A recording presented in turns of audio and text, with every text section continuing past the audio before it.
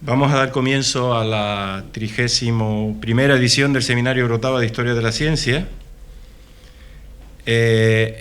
No está el coordinador de actividades académicas, Alberto Relancio, un poco en parte por lo que intenté explicar abajo antes, lo difícil que es pelear por las cositas que vamos ganando por la Fundación. Al fin hemos conseguido, después de tantos años, que Alberto tenga liberación completa durante este año, algo que se ha merecido por su trabajo con creces.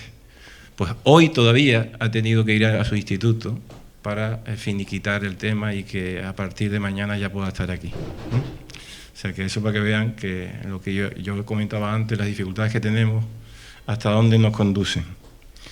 Bueno, pues el Seminario Orotava hemos intentado, como siempre, hacer un conjunto de conferencias lo más diversa posible. Hombre, este año no es tan diversa porque verán que está un poquito escorada hacia la museología, por motivos obvios.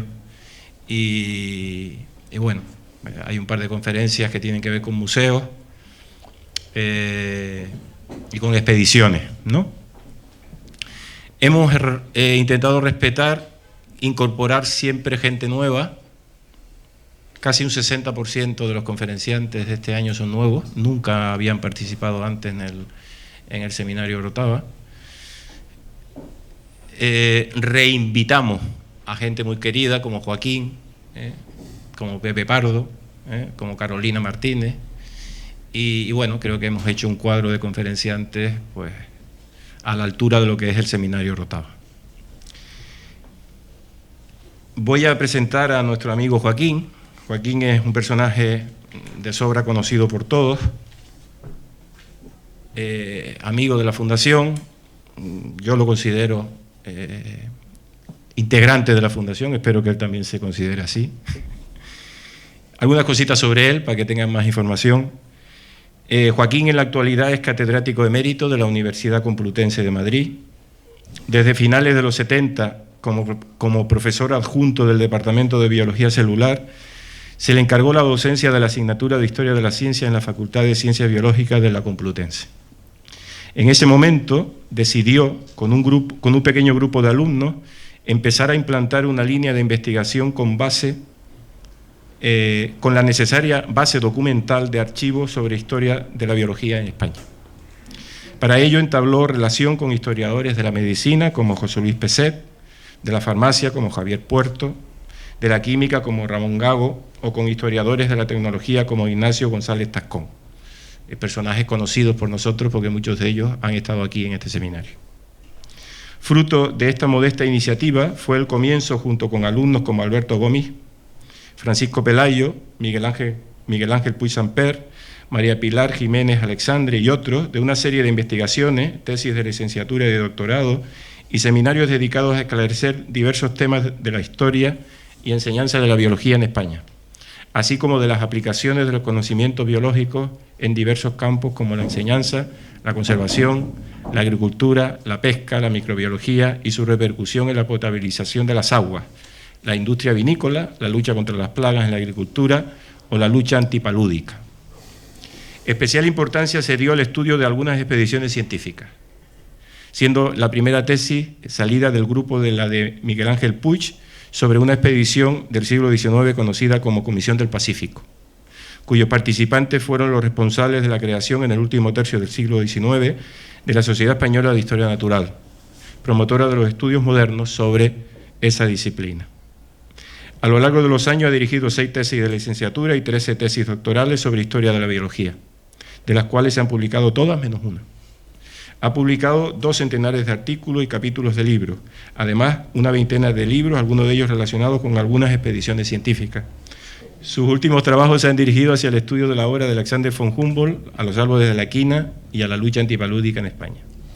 Si algo caracteriza a las investigaciones de nuestro conferenciante es la solución de problemas o enigmas históricos. Por citar alguno de ellos, haré mención de la explicación del trasiego de cultivos, manufactura y su tecnología entre la península y América, tratado con Ignacio González Tascón en el libro La agricultura viajera. También el intercambio tecnológico en la minería y la metalurgia del mercurio y de la plata, tratado con la edición de las 4 memorias sobre las minas de Almadén de Agustín de Betancourt, y en el libro Los frutos de la invención. Ha dedicado tiempo también a la divulgación, siendo comisario, participando en varias exposiciones y asesorando y haciendo el guión narrativo de 4 documentales realizados en América, ahora sí, en el Valle del Colca peruano, las Islas de Panamá, el Chaco de Paraguay, que fue proyectado aquí, y el Parque Podocarpus del sur de Ecuador. Se le han financiado proyectos de investigación y ha sido profesor visitante en varias universidades. Ha dirigido la revista digital Antilia, de Historia de la Ciencia y de la Técnica, y la de Divulgación de Historia Natural. Joaquín, como dije antes, es amigo de Fundoro y su compromiso con ella es firme y generoso. Ha sido ponente del Seminario Orotava en 4 ocasiones. Hoy es la 5ª. En el año 2006-2007 nos expuso la conferencia Darwin y el evolucionismo. En el año 2008-2009 fue el alma mater del seminario monográfico El evolucionismo hoy, dedicado al 200 aniversario del nacimiento de Darwin y al 150 aniversario de la publicación del origen de las especies, un seminario que celebramos en la Universidad de La Laguna. Empezamos en la Facultad de Biología y el aula 1 se nos quedó pequeña. Ha sido un seminario que todavía es recordado por muchos profesores de la facultad, compañeros míos, porque nunca vieron una cosa igual. La media de asistencia a las conferencias era cercana a 300 personas. Pues bien, el cuadro de conferenciantes fue elegido por él.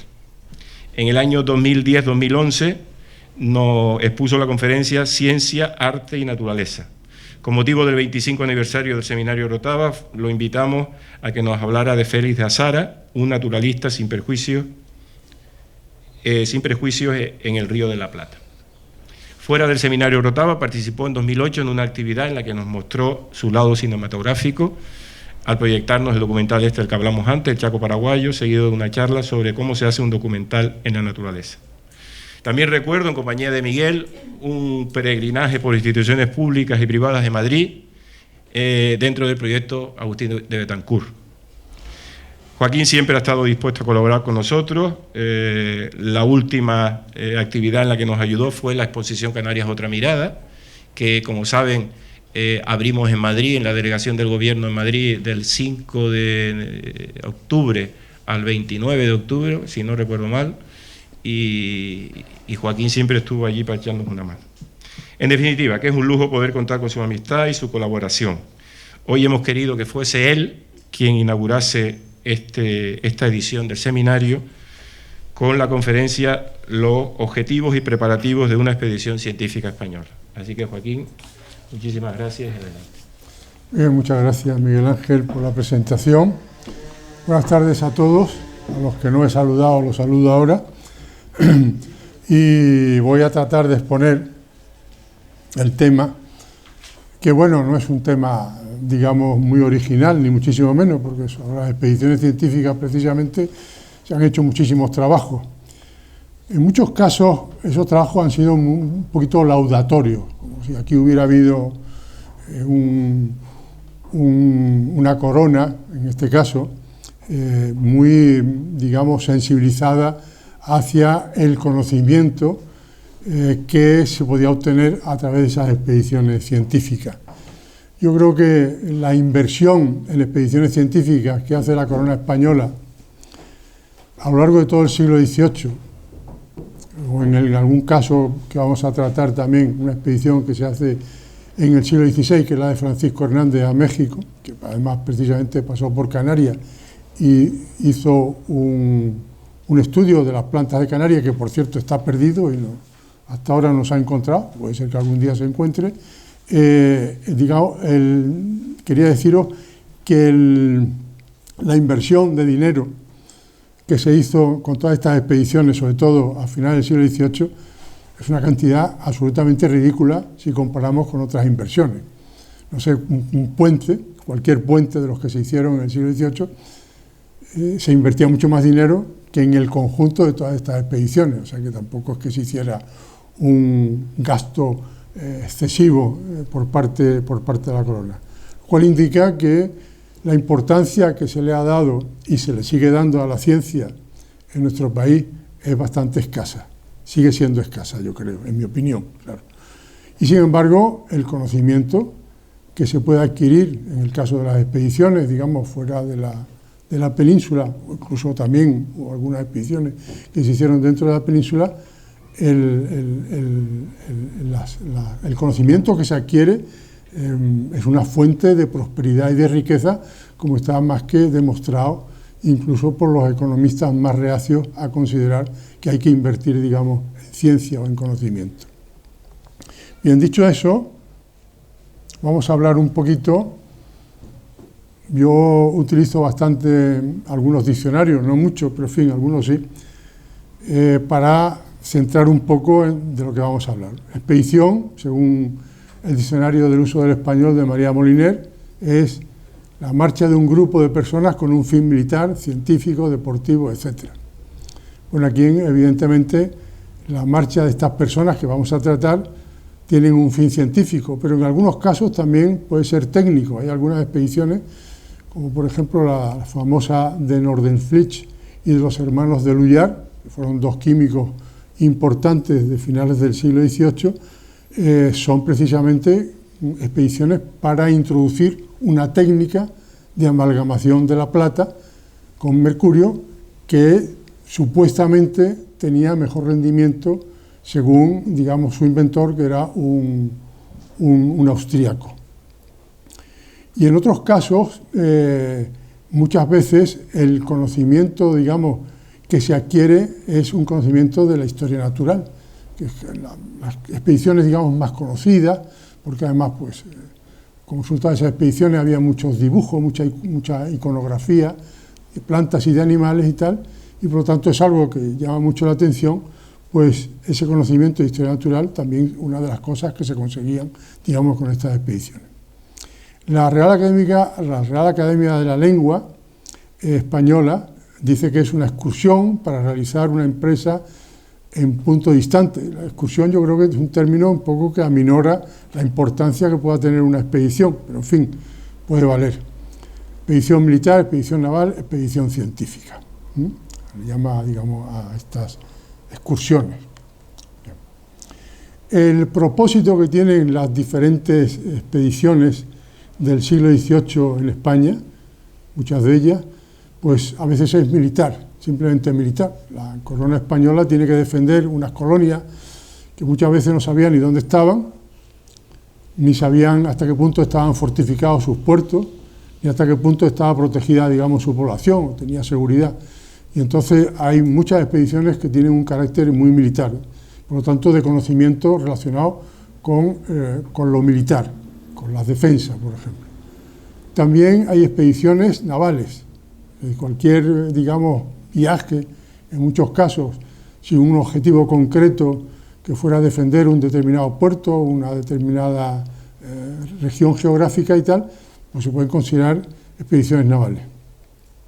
Hay otras muy específicas que se refieren, digamos, a la fijación de límites fronterizos. Sobre todo en el caso de expediciones que tienen que ver con América, son límites fronterizos entre la corona española y la corona portuguesa, que dependían del famoso Tratado de Tordesillas, en el cual, digamos, interviene incluso hasta el Papa, que es el que determina, digamos, cuáles son los límites entre las posesiones españolas y portuguesas, y simplemente viendo el mapa de Sudamérica, ve uno que no existe una línea como se ve determinado en el Tratado de Tordesillas, sino que Brasil, digamos, pues se mete en el territorio español por muchos sitios, muchas veces con la propia connivencia de las autoridades españolas, que pues tenían, digamos, algún tipo de venalidad en relación con los portugueses y los dejaban, digamos, ocupar terrenos que no les correspondían, ¿no? También hay expediciones como la de Alessandro Malespina, que es la búsqueda del paso interoceánico, que además incluso cuando pasa por Panamá, Malaspina habla de la posibilidad de construir un canal. Naturalmente en aquella época era una cosa prácticamente imposible de llevar a cabo, pero sin duda ya se pensaba, incluso antes, se pensaba en esa posibilidad de comunicar, digamos, el Atlántico y el Pacífico y tal, a través de un canal, digamos, obra humana. Pero también la búsqueda de esos pasos intercontinentales naturales, como sería el paso del noroeste, que comunicaría, digamos, la zona, digamos, del sur del Ártico y del norte, digamos, del actual Canadá, del actual Alaska, las comunicaciones que, por cierto, en la actualidad, debido a las condiciones del cambio climático, pues ese paso es una realidad, ¿no? Otras son de exploración puramente geográfica, ¿no? Para establecer, digamos, algunas observaciones geográficas, como veremos a continuación. Otros son para hacer observaciones astronómicas. Las observaciones astronómicas entonces, sobre todo las llevadas a cabo por la Marina, eran muy importantes para fijar, digamos, longitudes y latitudes de determinados lugares, ¿no? Sobre todo para la navegación eran muy importantes estas exploraciones geográficas. Gracias. Otras, como decíamos antes, tenían un carácter más bien científico y otras tenían un carácter técnico, como las que veremos a continuación. En ocasiones hay una expedición, digamos, es bastante diferente a la restante, que es la expedición que se hace a la isla de Cuba, con un fin, digamos, más bien de obras públicas, que era crear un canal de navegación entre la ciudad de Guinness y La Habana para transportar, digamos, en principio decían maderas, porque tenían, digamos, esa excusa estratégica, maderas para los astilleros de La Habana, para construir barcos, pero realmente detrás de esa idea de transportar madera existía la idea de transportar el azúcar, que era, digamos, la fuente importante de riqueza de la Cuba de aquella época, ¿no? El destino geográfico también puede ser muy distante, puede ser, digamos, en la propia península, hay algunas expediciones dentro de la península, ¿no? Yo creo que no hay ninguna específica a Canarias, por lo que yo sé, ¿no? Y el destino geográfico a veces es muy amplio, a veces demasiado amplio, demasiado ambicioso. Por ejemplo, las expediciones botánicas que se hacen en el siglo XVIII, pues comprenden territorios que hoy en día cualquier botánico diría que era una locura que en tan pocos años y tal se pudiera hacer un inventario de las plantas, digamos, de territorios tan inmensos como pudiera ser el virreinato de Nueva Granada o el virreinato del Perú o el virreinato de la Nueva España, que son, digamos, las tres expediciones de final del siglo XVIII, ¿no?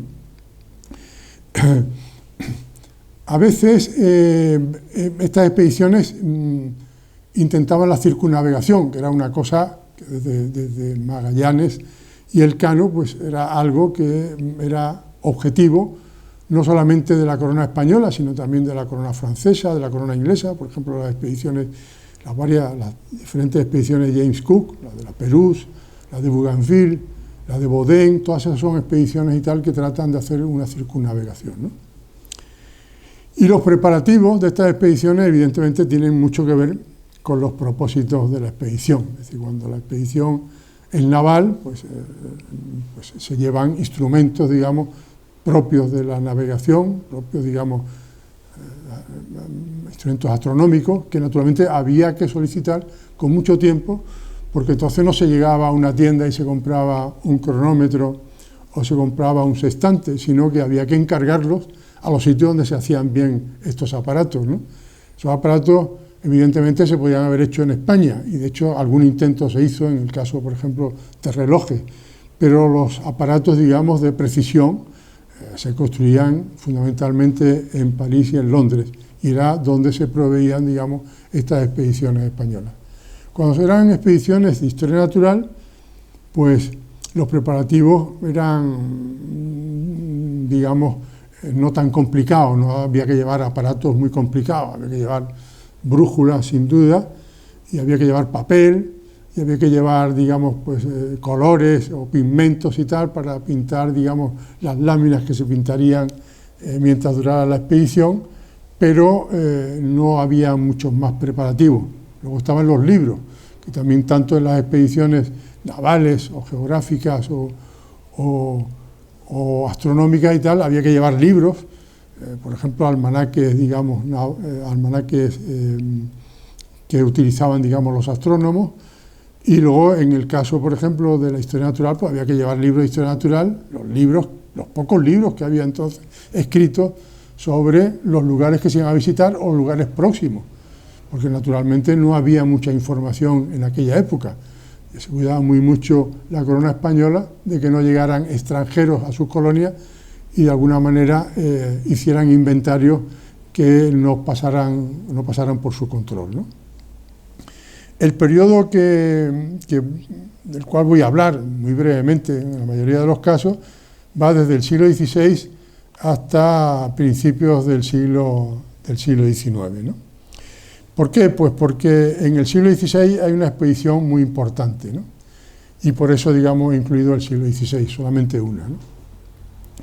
Teniendo en cuenta la diversidad de propósitos, los preparativos ya he dicho que fueron muy distintos, ¿no?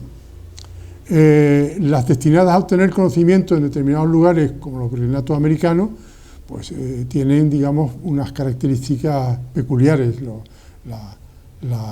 los preparativos. Naturalmente también había que embarcar a los expedicionarios hasta el lugar donde tenían que empezar, digamos, la expedición. Y en casi todas las expediciones salen de Cádiz o salen de La Coruña.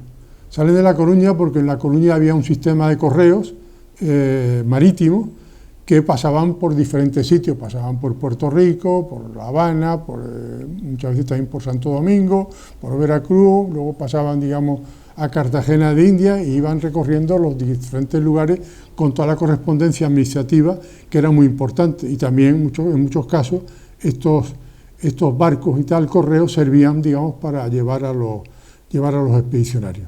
Y si no, pues iban en otros barcos, muchas veces en barcos de la Marina, que servían, digamos, para trasladar, digamos, a estos expedicionarios a esos lugares. En muchas ocasiones, curiosamente, llama bastante la atención, algunos expedicionarios no llegaban a tiempo de coger el barco. Por ejemplo, en la expedición de Malaspina, que salió de Cádiz, uno de los naturalistas que iba en la expedición, que lo habían contratado en Alemania, Tadeo Henke, llega 2 días después a Cádiz y ya tiene que hacer el viaje con otro barco, y cuando llega a Montevideo, que es donde supuestamente se tenían que encontrar con los 2 barcos que llevaba Malaspina, que eran la Descubierta y la Atrevida, y ya se habían ido de Montevideo, con lo cual tuvo que andarse a atravesar, digamos, América del Sur, desde Montevideo hasta Chile, para encontrarse con la expedición. O sea que estas cosas ocurrían con bastante frecuencia. A veces también, si había desavenencias con los marinos, que eran muy estrictos en las normas que se llevaban en los barcos y tal, muchas veces los expedicionarios salían del barco y hacían la expedición por su cuenta, por tierra, ¿no? Muchas veces en estas expediciones el propósito era el conocimiento social, político y económico. Eso lo vemos, digamos, en el caso de 2 expediciones muy importantes. Una fue la de medición de un grado de meridiano, que es la famosa expedición de la Condamín, en la cual fueron Jorge Juan y Antonio de Ulloa, que no solamente fue una expedición para hacer esa medición concretamente, sino que también los 2 guardiamarinas españoles, que ya fueron como tenientes de corbeta, o alférez de navío, me parece que eran, sí, alférez de navío, llevaban también una misión de dar información a la corona del estado de las colonias. Porque fijaros, teniendo allí como tenían administradores españoles, desde el virrey a oidores, etcétera, etcétera, no se fiaban de las noticias que llegaban a partir de la administración y les encargaban a estos viajeros que se enteraran de cómo estaban las cosas allí. Muchas veces cuando se enteraban de cómo estaban las cosas allí, aquí no gustaban mucho cómo representaban los viajeros el estado político y económico en que se encontraban las colonias, ¿no? Muchas veces estas expediciones, veremos en algún caso, que buscan información militar o industrial. En aquella época, como ahora, me imagino, hay mucho espionaje industrial. Y, bueno, pues en aquella época el espionaje no era un espionaje a lo mejor tan hermético, y sabemos mucho de muchas correrías, de muchas personas y tal, que lo que iban era a espiar a Europa, a las fábricas, por ejemplo, de cañones y tal, iban personas y tal a espiar a ver cómo se hacían los cañones, ¿no? Agustín de Betancourt fue a los talleres donde se construían las máquinas de vapor, y como además sabía lo que era una máquina y cómo funcionaba, pues simplemente viéndola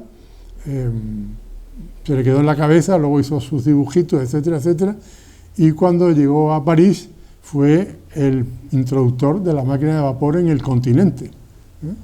O sea que había hecho espionaje industrial, claramente, ¿no?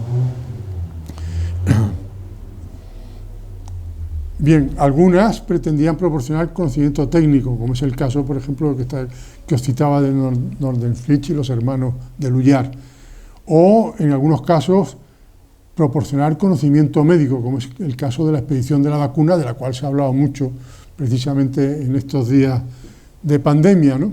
Y hay un hospital, en fin, que ha sido muy discutido en Madrid, que lleva el nombre de una de las personas que fueron a la expedición, que le han dado el título de enfermera, pero que, en fin, en aquella época no había enfermeras como tal, en la que iba al cuidado de los niños que portaban lo que se llamaba el flujo vacunal en aquella época, era Isabel Zendales, no Zendal. El hospital se llama Isabel Zendal, al parecer el apellido era Zendales.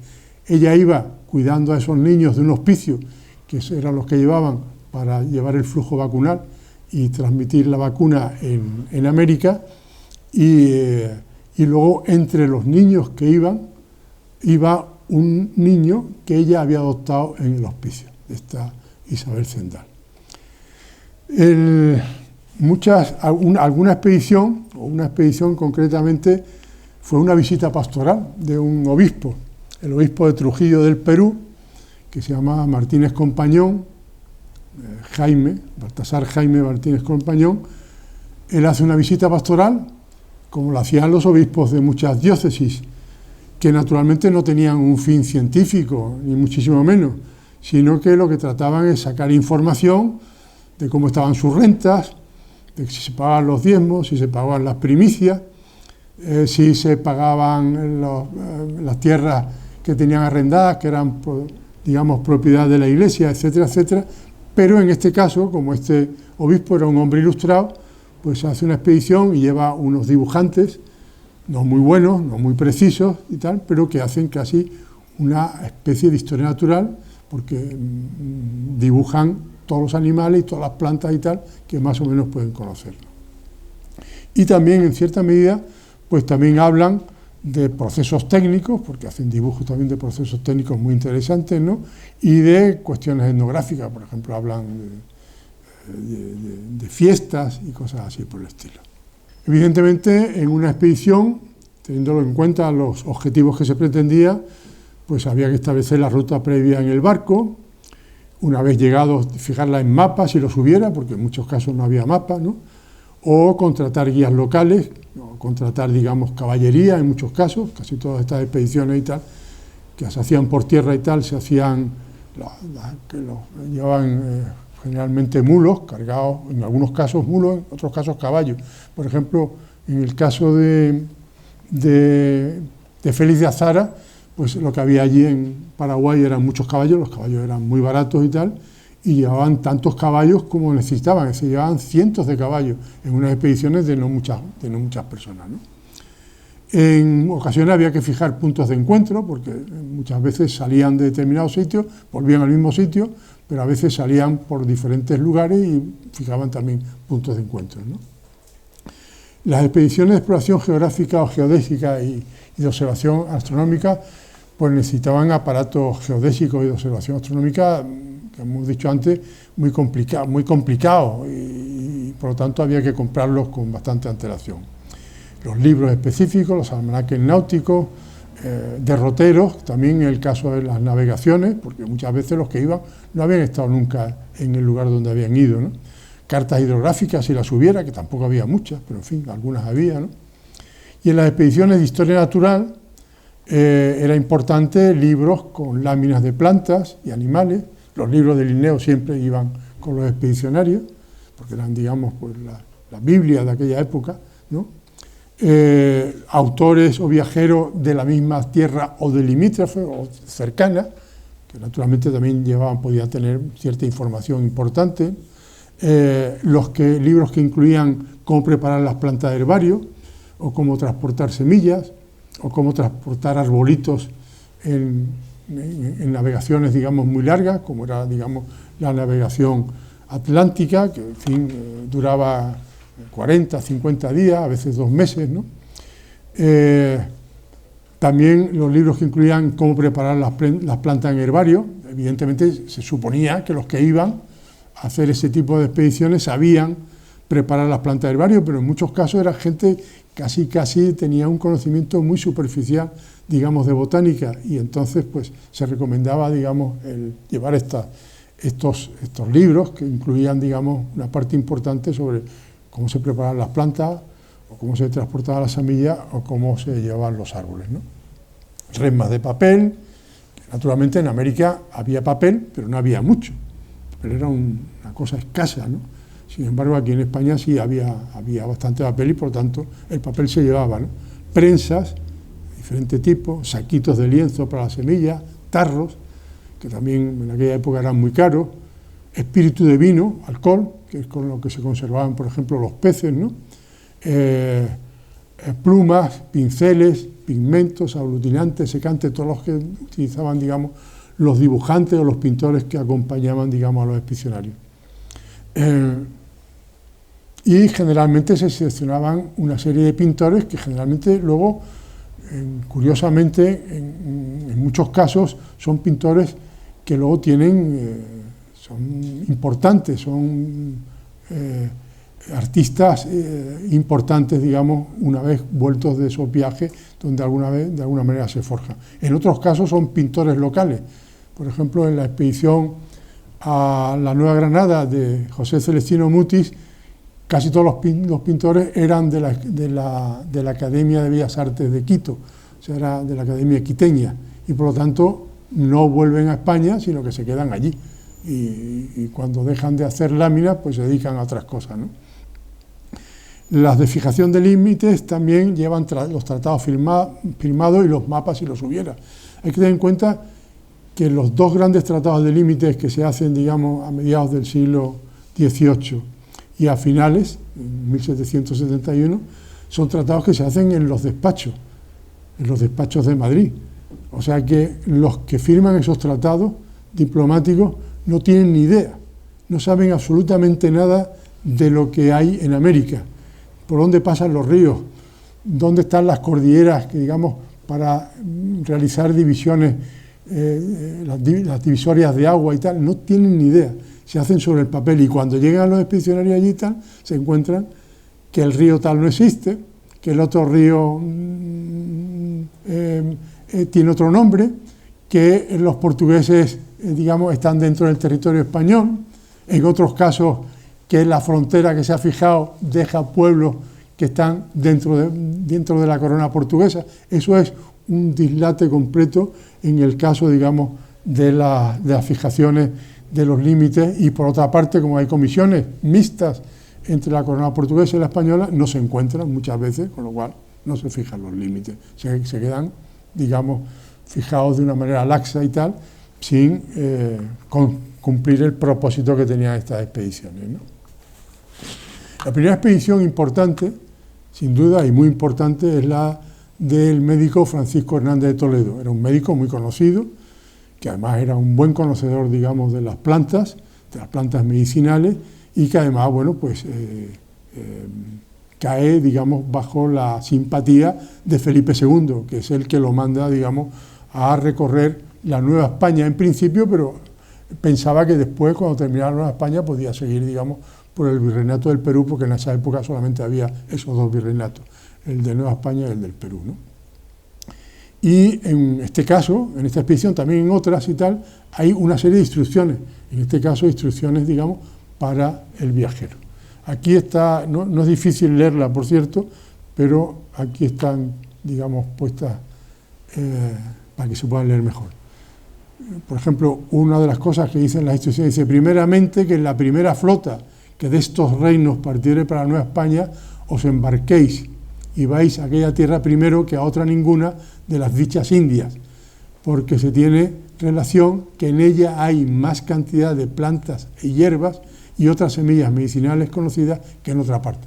O sea que se le manda primero a Nueva España, porque en la Nueva España, como había, digamos, civilizaciones, cuando llegan los españoles, pues había una tradición, digamos, de una medicina, digamos, popular, probablemente de escasa eficacia, pero había muy buenos conocedores, digamos, de la hierba y, por otra parte, también de su aplicación, cómo había que aplicarla, ¿no? Y eso ya se sabía en España. O sea, se manda a Francisco Hernández para que traiga las cosas medicinales de la Nueva España. Ya había habido personas que habían escrito sobre las hierbas medicinales de la Nueva España. Por ejemplo, el caso de Nicolás Monardes, ¿no? Un médico sevillano, ¿no? Ítem, os habéis de informar donde quiera que llegaredes de todos los médicos, cirujanos, herbolarios e indios e otras personas curiosas en esta facultad, y que os pareciese podrán entender y saber algo y tomar relación generalmente de ellos, de todas las hierbas, árboles y plantas medicinales que hubiere en la provincia donde os halláredes. Bueno, pues se parte de que la función de Hernández no es ir, digamos, a encontrar las plantas, sino consultar con las personas que hay allí, con las personas que saben cuáles son las plantas medicinales y también un poco saber para qué sirven esas plantas medicinales. Y Francisco Hernández no solamente hace eso, sino que está en varios hospitales y hace también experiencia, es decir, él también va a administrar esas plantas a los enfermos, él es médico, sabe la enfermedad que padece, diagnostica, digamos, a los enfermos y va a hacer experiencias muy importantes para ver si esas plantas son realmente un remedio curativo o no un remedio curativo. Otros sí os informaréis qué experiencias se tienen de las cosas susodichas y del uso y facultad y cantidad de que de las dichas medicinas se da y de los lugares donde nacen y cómo se cultivan y si nacen en lugares secos o húmedos o acerca de otros árboles y plantas y si hay especies diferentes de ellas y escribieres las notas y señales. Bueno, este es el propósito de la expedición, que en este caso, el caso de Francisco Hernández, se cumple, yo creo, de una manera bastante exitosa. Donde no hay éxito es cuando él regresa a la península y no se sabe muy bien por qué razón. Sobre esto han trabajado investigadores durante muchísimo tiempo y tal, entre ellos pues, Germán Somolino, por qué cuando vuelve Francisco Hernández, algunos dicen que es que porque no le hace caso al rey, el rey le dice que vuelva rápidamente a España, él dice que todavía no tiene preparados bien los manuscritos, que todavía no tiene las plantas, digamos, para llevarlas, etcétera, etcétera, y le da largas al rey. Y algunos dicen que por eso el rey era un rey muy poderoso y tal, se enfada y deja de favorecerlo. Y cuando llegue aquí a España y tal, esos manuscritos y tal, los van a la corona, van al Escorial y Francisco Hernández no vuelve a hacer más nada, digamos, muere, digamos, al poco tiempo. Él había estado en México con un hijo suyo que cuando se marcha tenía 19 años, que fue el que le ayudó, y caen en desgracia y eso no se publica. Claro, el hecho de que no se publique y que no lo conozca nadie porque no se publica, ni va a tener, digamos, información sobre esos remedios medicinales, ningún médico español tampoco, con el bagaje, digamos, de información que traía. No se entera absolutamente de nada. Y entonces contrata a un médico napolitano, Felipe II, que se llamaba Nardo Recchi, que lo que hace es, no sé exactamente, las órdenes que tenía, digamos, es que hiciera un resumen. Claro, estas cosas a veces no se pueden resumir. Y no hace un extracto, hace un resumen, o sea, corta. Despacha toda una serie de plantas y tal, y hace otra. Porque se conocen los índices originales de Francisco Hernández y se conoce, digamos, lo que se publicó de esta entresaca que hace Recchi, Nardo Antonio Recchi. ¿Qué pasa? Que se empieza a demorar la publicación, incluso con con el médico este napolitano, y al final tampoco se publica el extracto que ha hecho Requi, y los manuscritos de Hernández que estaban en el Escorial, hay un incendio en el Escorial en el 1671 y se perdieron los manuscritos de Hernández, los auténticos manuscritos. Luego había los del Requi y algunas copias que hizo Requi, ¿no? Al final, la publicación completa, porque ahí en 1600 y poco se hace algo de la publicación al final se hace en 1651, es decir, 77 años después de terminar la expedición. Eso evidentemente todavía tenía valor, porque todavía la medicina no había avanzado lo suficiente, pero ya el valor que tenía era mucho menor que el que hubiera tenido si se hubiera publicado a tiempo. De manera que una expedición, yo creo, fracasada en el sentido de comunicar lo que se había obtenido en la expedición. Aquí tenéis algunos de los dibujos, probablemente sean dibujos de Hernández, una zarigüeya y una galinsoga parviflora que luego encontró Luis Né cuando estuvo en la expedición a la Nueva España y que publicó en los iconos Cabanilles.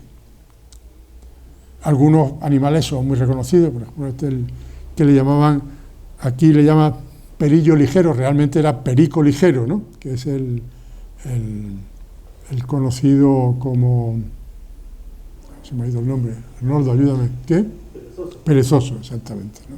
O el nopal, ¿no? Donde se cría la cochinilla y tal, que también es bien conocido aquí en Canarias, ¿no? O un mapache, que son, además, veis los dibujos, son un poquito infantiles, ¿no? Pero cuando se conoce el animal se reconoce bastante bien, ¿no? O algunas aves, digamos, que también sirvieron, en el caso de una de ellas es lo que le llamaban entonces un tomín, que es un no sé los nombres,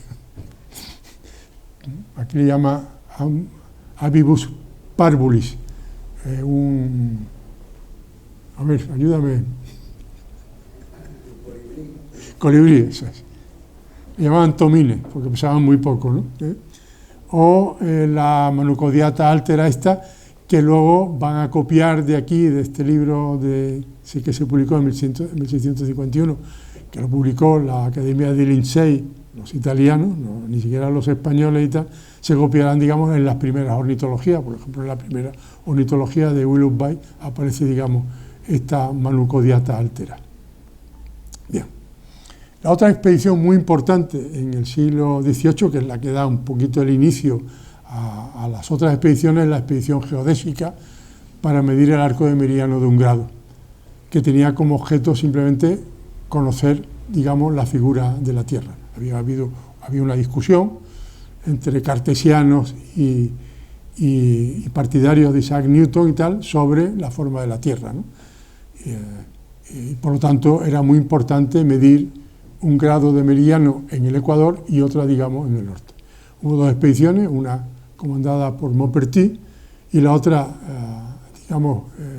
comandada por la Condamine, porque ya se habían hecho algunas mediciones de ese tipo, ¿no? Por ejemplo, Cassini. Pero Cassini, ya a veces las mediciones las haces pensando en lo que quieres demostrar. Y las mediciones de Cassini, digamos, daban la razón, digamos, a los cartesianos y no a Newton, como realmente era. La razón la tenía Newton. Bueno, esta expedición uno de los que van dos españoles, es una expedición francesa. De alguna manera el propósito es de la Academia Francesa para dilucidar, digamos, esta discusión, ¿no? Y ahí veis en el frontispicio, digamos, de la publicación de Jorge Juan, que era el gran científico, digamos, de aquella época, y fue durante mucho tiempo, mucha parte del siglo XVIII, le consultaban cualquier cosa que tuviera que ver con la ciencia, se la consultaban a Jorge Juan.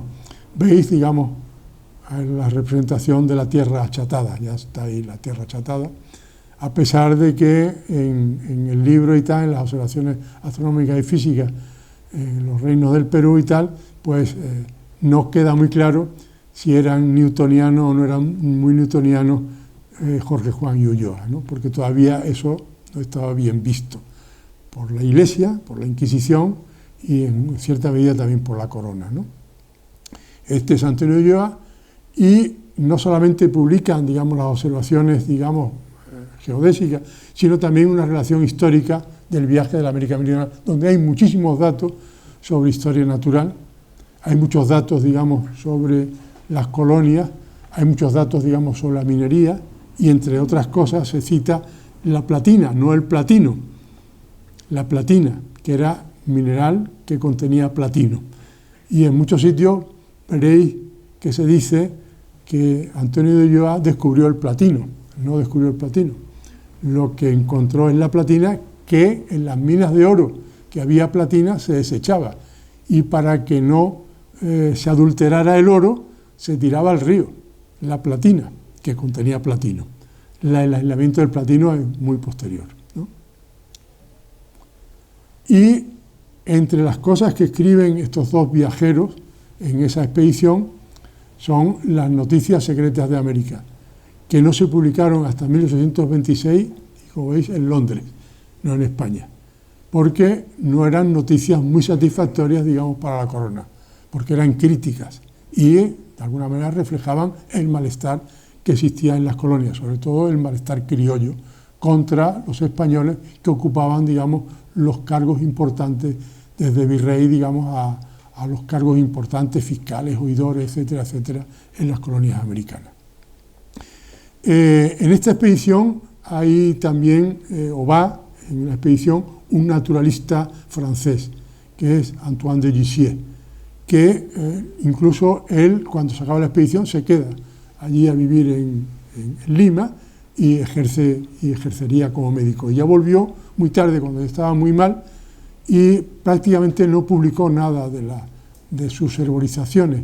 Y tiene una memoria sobre el árbol de la quina, que ya había publicado, recién vuelto, la Condamine, en las Memoires de la Académie des Sciences, y sin embargo la memoria de Jussieu no se publicó hasta el año 1939.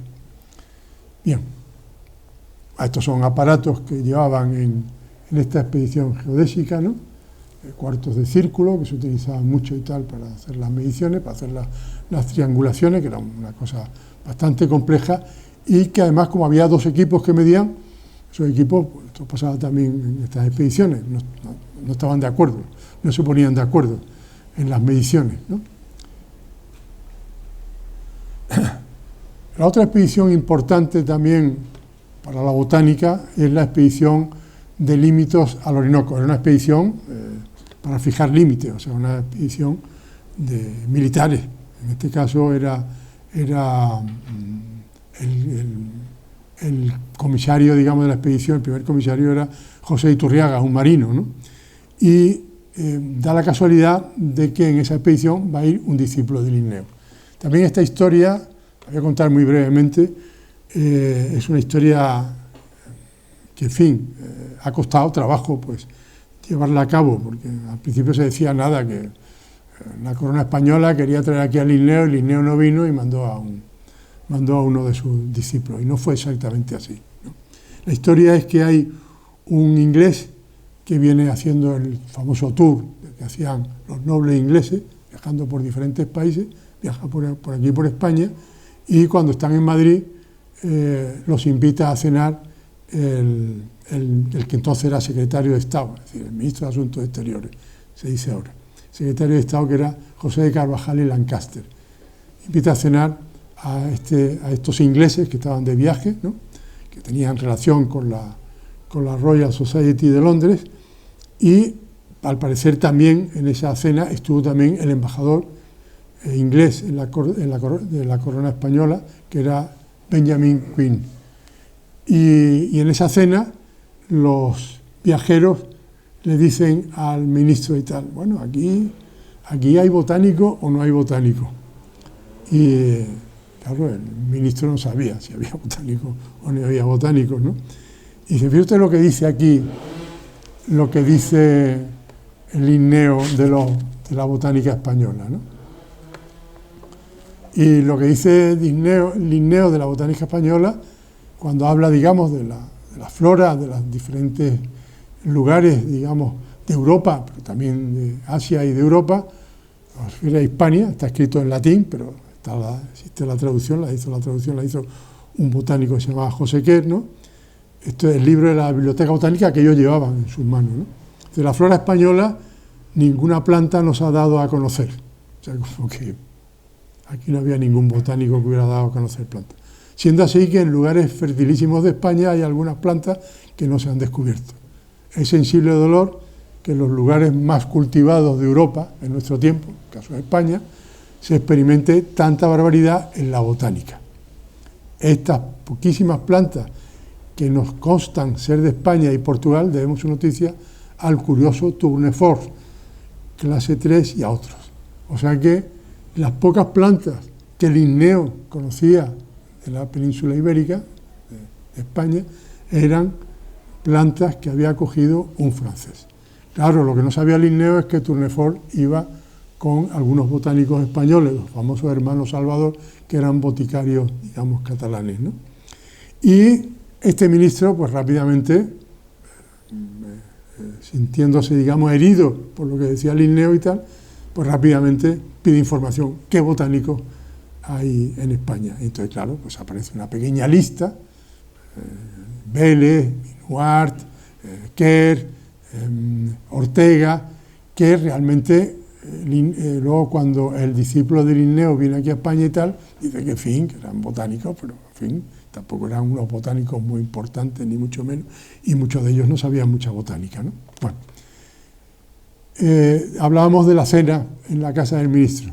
Pues a la vez, en Suecia, había un personaje, de eso que ponía en contacto a personajes, digamos, de la corte o próximos a la corte, y que se llamaba Gaspard Rebutt, un francés, seguramente francés, que le ofrece a Linneo su servicio para contactar con el marqués de Grimaldi, que era el embajador español. Y entonces Linneo le manda un escrito a Grimaldi, escrito en latín, claro, diciendo de lo bueno que sería que fuera alguien a visitar España con su método de determinación y de clasificación y tal, para estudiar, digamos, la flora española. Qué casualidad, en un sitio está pasando una cosa, en otro en otra.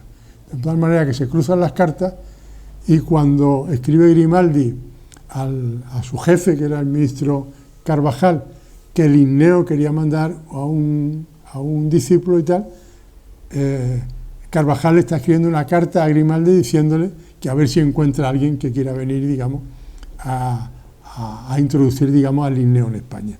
Y por eso, por esa casualidad de estas dos intentos, digamos, de venir a España, es por lo que Linneo manda a su discípulo predilecto, que era Pere Loeffling, que es uno de sus apóstoles. Linneo tenía apóstoles que los mandaba por ahí tal, a herborizar para que le trajeran plantas, ¿no? Y esos apóstoles, algunos de ellos, como 5 o 6 y tal, murieron en el intento. De manera que esos apóstoles eran realmente apóstoles. Bueno, pues Loeffling estuvo por España un tiempo. Precisamente él llegó por Lisboa en un barco de la Compañía Oriental de la Compañía de las Indias Orientales Sueca, y llegó a Madrid acompañado por Godén, que había estado en la expedición que hemos señalado antes, era uno de los que estuvo en la expedición de la Condamine. Y cuando llega a Madrid, lo recibe el rey y tal, y se está casi 3 años en Madrid y tal, cogiendo plantas, por supuesto, y mandándoselas a su maestro, pero sin dejarlo salir de Madrid. Y cuando se organiza la expedición de límite, le ofrecen, digamos, ir en la expedición de límites como naturalista, a lo cual evidentemente dice que sí, hace un viaje a Cádiz y ya sale de Cádiz en la expedición esta de límite, llegando a Cumaná. Al parecer hizo una flora cumanensis, que bueno, pues está inédita, porque los apuntes y tal siguen estando en el jardín botánico, y como llevaba, digamos, 2 dibujantes en la expedición, y 2 médicos que también se supone que te debían ayudar, pues hay muchísimas láminas que han quedado de esa expedición. Pero también los frutos del viaje de Loeffling y tal fue lo que publicó Linneo, que es el Iter Hispanicum, producto, digamos, de las herborizaciones que había hecho Linneo aquí en España, y luego muchas láminas y tal, que se han ido publicando en exposiciones que se han hecho. O sea, que también un cierto fracaso, ¿no? Lo que sí fue un éxito es que Linneo, de esa manera, entró en la botánica española. Y también, en cierta medida, contribuyó a que se hiciera el primer jardín botánico, que se situaba en lo que actualmente son el Palacio de la Moncloa, por ahí, por esa zona, que era el Soto de Migas Calientes, y luego se trasladó a su actual emplazamiento en el Paseo del Prado. Estas son algunas de las láminas de la piraña, caribito, que es como se le llama en Venezuela, ¿no? Aquí a la izquierda veis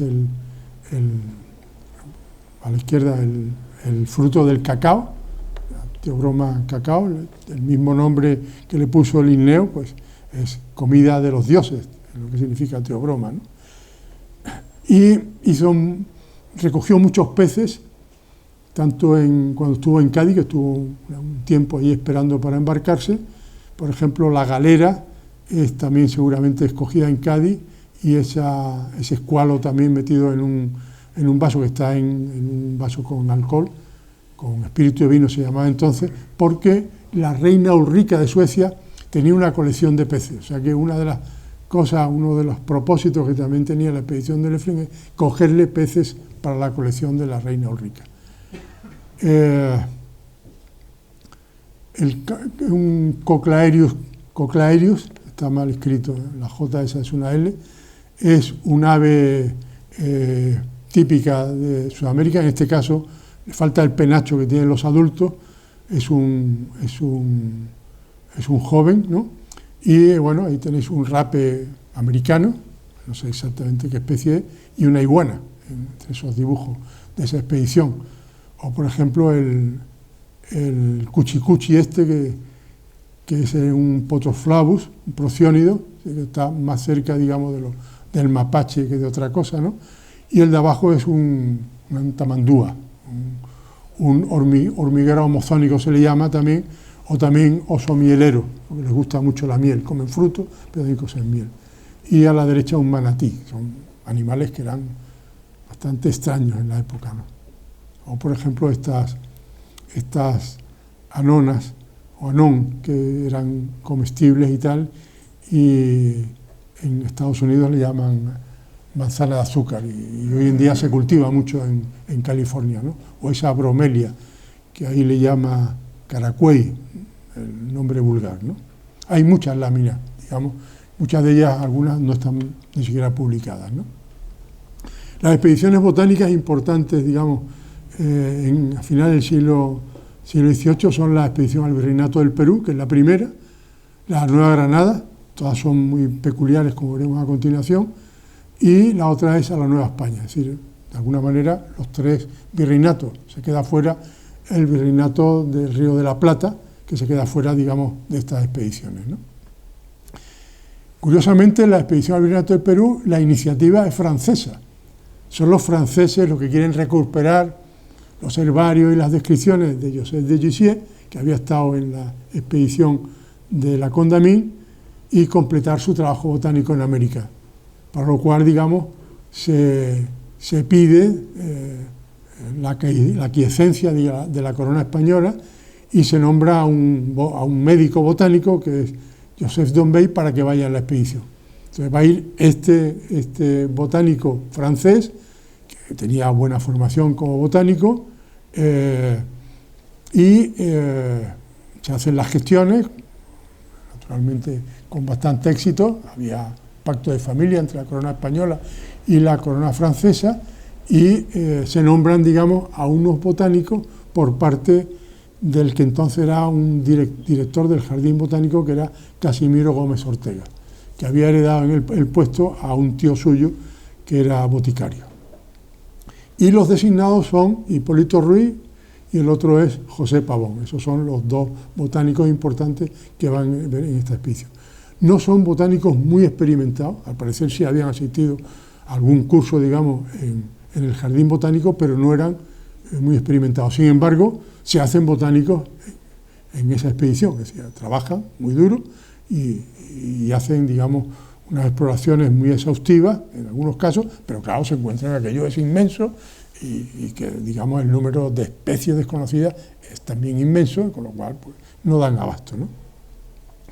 El propósito español es distinto al francés, no se trata de recuperar nada, ¿no?, sino empezar a hacer inventario de los recursos naturales, sobre todo de interés medicinal. Y en concreto, los expedicionarios españoles llevan la orden de ocuparse mucho de los árboles de la canela, que había una canela, un árbol de la canela que no tenía nada que ver con el árbol de la canela, digamos, del oriente, sino que era un árbol de la canela de allí, americano, que podía, la corteza podía ser parecido a la canela, ¿no?, y de la quina, que en este caso se trataba de un remedio que sí, como luego se demostraría al estudiar su corteza, que tiene quinina, o sea que es un remedio eficaz contra la fiebre intermitente que hoy llamamos malaria o paludismo, ¿no? Cuando regresan los expedicionarios, que llega un momento y tal, dicen que tienen que volver, en fin, con todo tipo de avatares, cosas que habían mandado, las cosas se duplicaban, se triplicaban para, por si acaso pasaban estas cosas, naufragan, una de las primeras cosas que mandan, ¿no? Y continúa la expedición en América con Juan José Tafalla y con José Agustín Manzanilla, que no solamente van a estar en donde habían estado, digamos, los Pavón y Ruiz, es decir, en parte de Perú y en parte de Chile, sino que además también estarán en Ecuador, harán una flora de los alrededores de Guayaquil, que se publicaría, digamos, en el siglo pasado nuestro, por un estudioso ecuatoriano, que con el título de Flora Guayaquilense, y sin embargo, digamos, pues luego además continuaron el viaje a Loja y tal, pero ahí describieron alguna esquina y tal, pero no con mucho acierto, ¿no? Estos también llevaban dibujantes relativamente buenos, y llevaban instrucciones muy específicas, seguramente redactadas por Casimiro Gómez Ortega, porque a él le interesaba mucho el que cogieran, digamos, cebolla en el caso de algunas plantas, ¿no?, céspedes, mugrones o sarmientos, que se le llamaban también, de vides, plantas vivas, etcétera, para aclimatarlas. O sea, ya hay la idea de aclimatar muchas de esas plantas a su llegada a España. También la había en tiempos de Francisco Hernández, porque en los huertos sevillanos muchas de las plantas medicinales y tal se aclimataban en los huertos medicinales que había en Sevilla, ¿no? Pero se reconoce un poco la autoridad de Don Bey desde el punto de vista botánico, porque se les pide que cuando no sepan y tal, consulten con Don Bey, y a Don Bey también, cuando no sepa, que consulte con los otros. O sea que se esfuerza un poco una buena relación entre ellos, que luego no fue tan buena.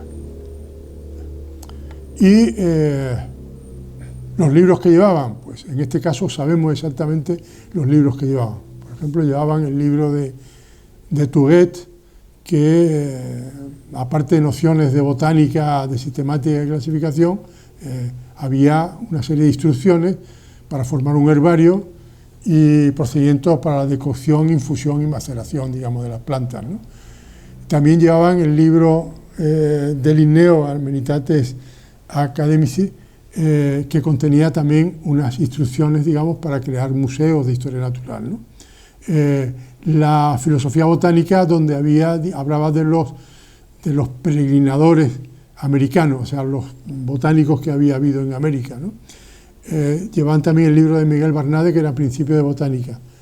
Llevaban el libro de Duhamel de Monceau, que había traducido Casimiro Gómez Ortega, que eran disertaciones acerca de los métodos botánicos. O sea que no tenían bastante formación, y yo creo que por el viaje y tal fueron estudiando muchas de las cosas, ¿no?, estos primeros botánicos, ¿no? Y había muchas instrucciones muy minuciosas en algunos casos, ¿no? Cómo hay que pintar las plantas cuando estén frescas y con su color y tono verde natural. Pues si se dejara pasar mucho tiempo después de ser recolectadas, se marchitaban y desfiguraban, y por consiguiente no representaban ni daban una idea justa de su estado natural. O sea, hay muchas recomendaciones muy minuciosas. En algunos sitios yo he oído no sé si también tú, Arnoldo, y tal, que pintaban, digamos, con pigmentos de las propias plantas. Yo creo que eso, cada vez estoy más convencido de que no era así, que llevaban sus propios pigmentos de aquí de España, o lo comprarían en América, yo creo que lo llevaban de aquí y tal, y con esos pigmentos iban mezclando y tal hasta acercarse, digamos, al color verde de la planta que tenían que representar, o al rojo, al amarillo, etcétera, etcétera. Por lo tanto, yo creo que eso de que machacaban las plantas y sacaban el colorante de ahí, yo creo que no es cierto, ¿no? Aunque el objeto principal de los botánicos era el examen, estudio y adquisición de todos los ejemplares del reino vegetal, decían en las instrucciones que convendría que se aplicaran al conocimiento de los árboles raros de América, o sea que también los árboles, ¿no?, de sus frutos, de sus flores, de sus semillas, de sus gomas, de sus aceites, de sus bálsamos, pensando que pudieran tener también una cierta utilidad, ¿no? Hay que pensar que en esa época la corona española era muy fisiócrata, y los fisiócratas, desde el punto de vista económico, sabían que lo que se multiplicaba era lo que tenía valor. Lo que no se multiplicaba, bueno, pues el artesano que hacía un botijo, ponía un botijo, el botijo no se transformaba en 10 botijos, y sin embargo cuando se sembraba una semilla y tal, aparecían muchas semillas. Por lo tanto, la agricultura multiplicaba, y eso era, digamos, lo que más favorecía la economía, y en ese sentido eso es lo que pensaban, digamos, tanto los que mandaban a los botánicos como los propios botánicos. Y aquí habla, ¿no?, de cómo les debería merecer especial atención la canela de Quijos, que es una Ocotera Raimondi, es el nombre con el cual luego se bautizó, que era típica del Perú, y luego también la quina o cascarilla, en este caso Cinchona officinalis, que sería Linneo el que la bautizaría, ¿no? O el ichu, que es la estipa ichu, que generalmente se utilizaba en la tostación de los minerales, una tostación que tampoco requería, digamos, mucha temperatura, ¿no? Porque ese era el gran problema. Las minas estaban en el altiplano, y en el altiplano había muy poca vegetación y sobre todo muy poca madera, muy poca leña para calentar los hornos de beneficio, ¿no? Y se le ajustaba también una instrucción que había redactado Pedro Franco Dávila, que era el director del Real Gabinete y también el que aportó, digamos, las primeras piezas de ese Real Gabinete, ¿no? Y algunas advertencias muy curiosas. Con ningún motivo ni pretexto ni a través de otra persona se mezclará ninguno de ellos, habla de los expedicionarios, directa o indirectamente en asuntos comerciales o de negocios, enviando a Europa o recibiendo género o mercancía de cualquier especie. Se les advierte que no deben de hacerlo, pero lo hicieron. Es decir, una de las cosas que montaron, digamos, Ruiz Pavón fue un aprovisionamiento de corteza de quina y tal, que se envió aquí a España. O sea que sí que tuvieron relaciones comerciales. O sea que muchas veces estas advertencias no se hacían ni caso. Deberán abstenerse también de levantar plano ni diseño de terreno alguno, pueblo, puerto o costa.